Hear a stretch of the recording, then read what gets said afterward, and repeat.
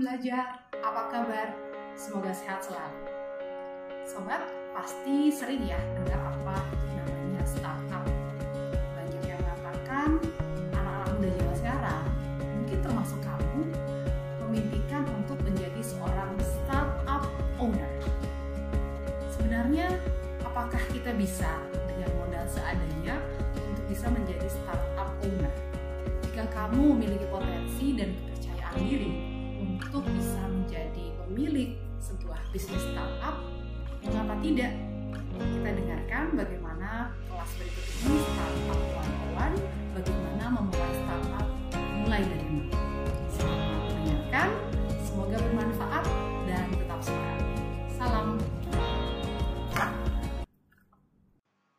Sebelum mulai, kita perlu samakan dulu apa sih sebenarnya definisi mengenai startup. Startup adalah bisnis rintisan, bisnis yang memulai dari sangat awal. Mereka memiliki pertumbuhan yang sangat cepat, bahkan berbasis eksponensial. Pertumbuhan ini dapat memiliki potensi inovasi yang sangat besar bagi bisnis. Orientasi dari sebagian besar dari startup adalah menggunakan teknologi sebagai basisnya. Ditambah lagi, startup biasanya didanai oleh investor, bukan didanai oleh kantong sendiri, sehingga para pemiliknya harus memiliki. Sobat Belajar, startup di Indonesia memiliki signifikansi yang sangat luar biasa.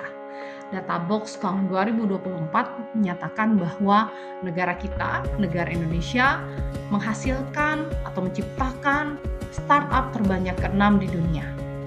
Tentunya ini akan memberikan roda perekonomian yang begitu cepat bagi perekonomian kita. Inovasi sebuah produk atau layanan juga semakin baik, dan tentunya yang terpenting bagi masyarakat adalah memberikan solusi terhadap permasalahan yang sedang berkembang di masyarakat. Perbandingan startup dan bisnis biasa sangat berbeda.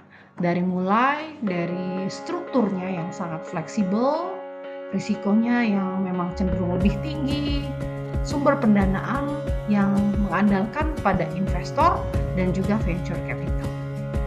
Pertumbuhannya yang tinggi dan cepat memberikan keunikan dari startup dan memiliki potensi untuk menjadi bisnis yang sustainable. Sukses lainnya. Inti dari startup ini adalah mereka mengetahui, dapat mengidentifikasi apa problem yang dihadapi oleh masyarakat. Sebut saja Halodoc. Di masa pandemi, kita memiliki social distance, tidak bisa bertemu dengan orang-orang. Halodoc hadir untuk dapat menyelesaikan masalah itu. Masalah kesehatan pada waktu itu menjadi problem yang sangat luar biasa. Dan kita memiliki keterbatasan untuk berkonsultasi dengan dokter. Tenaga dokter menjadi tenaga yang sangat langka. Halodoc hadir untuk dapat melayani secara digital para pasiennya, dapat mengirim obat dengan waktu yang real time. Luar biasa bukan?